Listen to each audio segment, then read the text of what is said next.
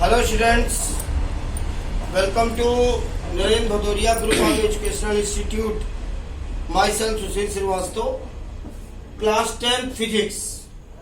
आज हम आपको इमेज के बारे में बताएंगे, how the image is formed. बच्चों, प्रतिबिंब कैसे बनता है। जब कोई वस्तु किसी दर्पण के सामने रखी होती है या किसी लेंस के सामने रखी होती है तो वस्तु से चलकर अनंत प्रकाश किरणों का समूह, जिसको इंग्लिश में कहते हैं बीम ऑफ लाइट, दर्पण पर या लेंस पर गिरता है और दर्पण या लेंस उन किरणों को या तो परावर्तित करता है, दर्पण होगा तो परावर्तित करेगा मीन्स रिफ्लेक्ट करेगा, और अगर लेंस होगा तो वो उसको रिफ्रैक्ट करेगा यानी अपवर्तित करेगा।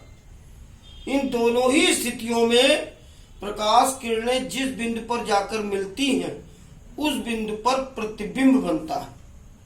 तो प्रतिबिंब क्या है?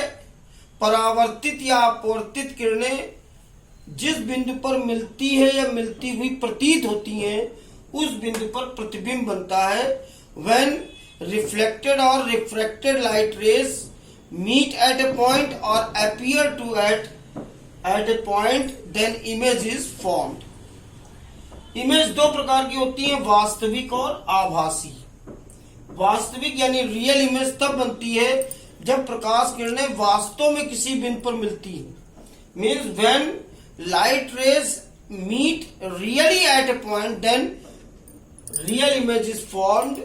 और ये इमेज हमेशा इन्वर्टेड होती है यानी उल्टा होती है।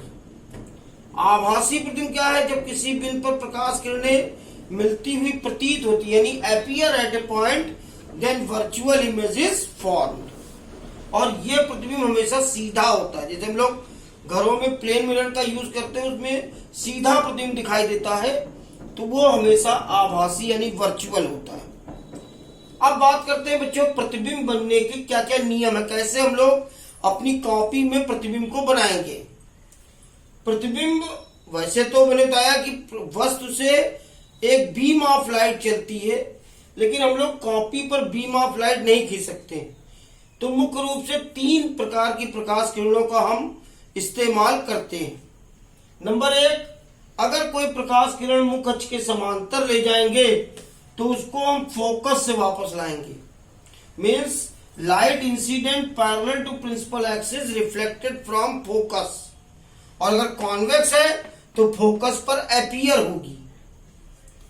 कॉनकेव में अगर फोकस से प्रकाश किरण जाएगी तो ये मुख्य अक्ष के समांतर हो जाएगी, means light ray coming from focus reflected parallel to principal axis.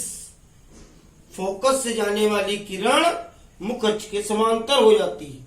और नंबर तीन, अगर कोई किरण प्रकाश वक्रता केंद्र से जाएगी यानी सी से, तो वो उसी रास्ते पर वापस होगी यानी उसका विचलन नहीं होता है।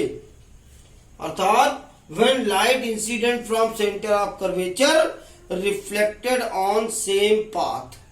तो इस प्रकार से ये तीन प्रकार की किरणें हैं और इनमें से किन्हीं दो का इस्तेमाल करके, दो का यूज करके हम लोग इमेज फॉर्मेशन करेंगे और इस प्रकार से हम लोग इमेज अलग अलग उसमें बनाएंगे। अगले अभ्यास क्रमांक में हम लोग प्रतिबिंब के बारे में पढ़ेंगे। आज के लिए इतना ही, थैंक यू।